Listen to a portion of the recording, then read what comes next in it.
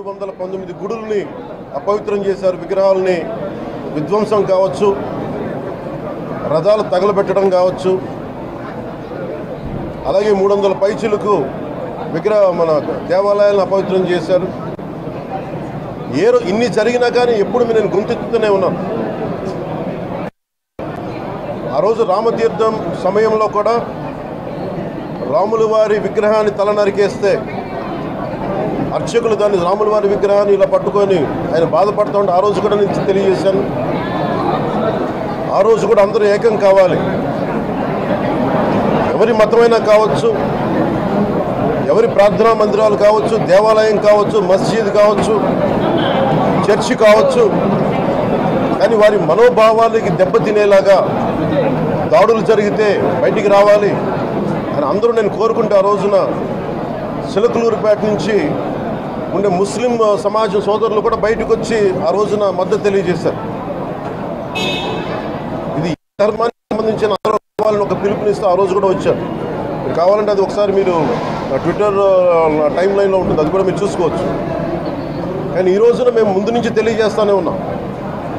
చాలా అవకతవకలు జరుగుతూ ఉన్నాయి, ప్రసాదాలు కల్తీ జరుగుతూ ఉన్నాయి, సరిగ్గా లేవు, ప్రసాదం నాణ్యత పోయింది, డబ్బులు కలెక్ట్ చేస్తున్నారు, రిసిప్ట్లు ఇవ్వట్లేదు, అసలు టీటీడీ మీద కూడా వైట్ పేపర్ రావాల్సిన అవసరం ఉంది. ఇవన్నీ కూడా మేము చాలాసార్లు అనుకుంటా ఉన్నాం. కానీ ఈ స్థాయిలో కల్తీ జరుగుద్దని, కల్తీ ఉంటుంది, ఫుడ్ అడల్ట్రేషన్ ఉంటుంది, చేసే తిండిలో కల్తీ ఉంటుంది, అన్ని దేవాలయాల్లో కూడా ప్రమాణాలు పాటిస్తున్నారా లేదా అన్న చర్చ బయటకు వచ్చింది. ఈ రోజున ముఖ్యంగా తిరుపతి లడ్డుకు మహాప్రసాదం శ్రీవారి మహాప్రసాదానికి సంబంధించి ఇది మీకు ప్రత్యేకించి నేను చదివి వినిపిస్తాను మీకు.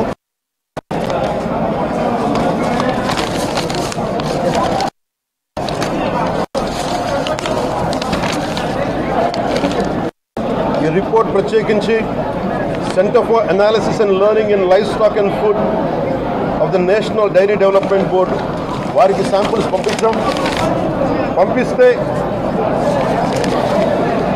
ఇది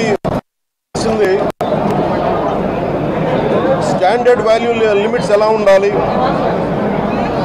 అని వాళ్ళు చెప్పారు. ఏం చెప్పారంటే pure milk fat shall have a reading between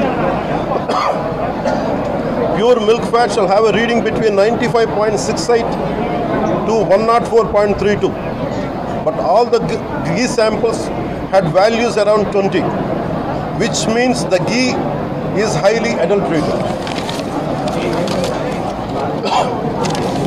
దాని సబ్సిక్వెంట్ టేబుల్లో సహజంగా నెయ్యిలో కల్తీ వ్యాపారులు కల్తీ చేసేది ప్లాంట్ బేస్డ్ కల్తీ జరుగుతూ ఉంటుంది. అదే తప్పు. అలాంటిది దీంట్లో ప్రత్యేకించి తెలియజేసింది సోయాబీన్ ఉంది, sunflower, olive oil, rapeseed, linseed, wheat germ, maize germ, cottonseed, coconut, palm ఆయిల్తో పాటు fish oil, beef tallow, lard. Fish oil మీకు తెలిసిందే, చేప నుంచి ఎక్స్ట్రాక్ట్ చేసిన నూనె. బీఫ్ టాలో అంటే మన పందికి సంబంధించిన కొవ్వుని. ఇవి ఎక్కువ ఉన్నాయి. ఈ దారుణం ఏంటంటే శతాబ్దాలుగా పోరాటం చేస్తున్నాం అయోధ్య రామ మందిరం కోసం. దానికి కూడా వీళ్ళు 1,00,000 లక్ష లడ్లు ఇలా పిగ్ ఫ్యాట్ తోటి ఫిష్ ఆయిల్ 1,00,000 లడ్లు కొన్ని శతాబ్దాలుగా అయోధ్య రామ మందిరం కావాలని చాలా ప్రతిష్టాత్మకంగా తీసుకుంటే దానికి కూడా తిరుపతి లడ్లు టీటీడీ లడ్లు. మస్జిద్ మీద జరిగిన దేశం అల్లకల్లోలం చేసేస్తారు, ప్రపంచం అంతా మాట్లాడతారు, గ్లోబల్ న్యూస్ అయిపోద్ది.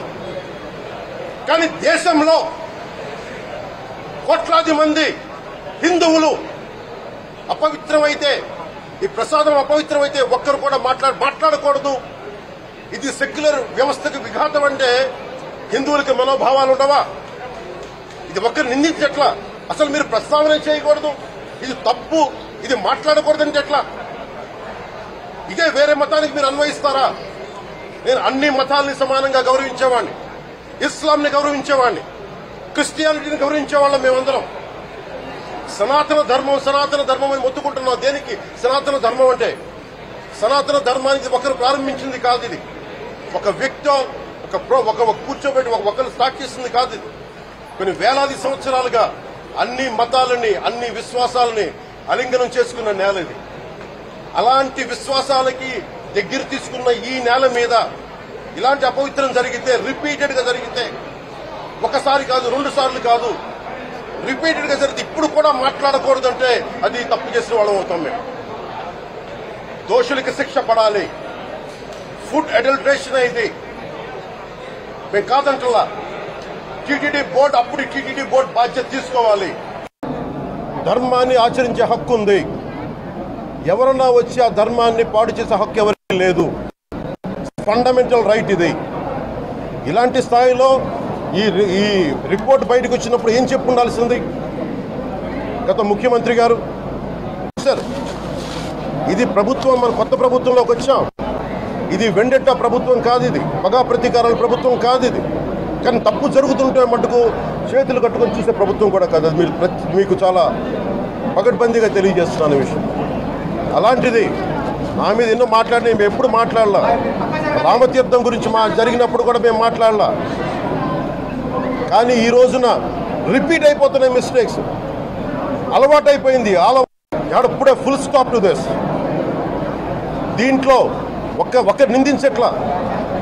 టీటీడీ బోర్డు ఉంది, వైసీపీ కాన్స్టిట్యూట్ చేసిన టీటీడీ బోర్డు ఉంది. వైవి సుబ్బారెడ్డి గారు ఉన్నారు టీటీడీ చైర్మన్ గా. టీటీడీ ఈవోగా ధర్మారెడ్డి గారు ఉన్నారు. మళ్ళీ వాళ్ళు కాకుండా కొత్తగా వచ్చారు. ఈ 5 సంవత్సరాలు ఈ బోర్డు ఏం చేస్తా ఉంది? ఈ టీటీడీ బోర్డుని మేము ప్రశ్నిస్తున్నాం. మీరు బయటికి రండి. ఏం చేసి ఉండాల్సింది? వచ్చినప్పుడు మీరు పంపించండి ల్యాబ్స్కి.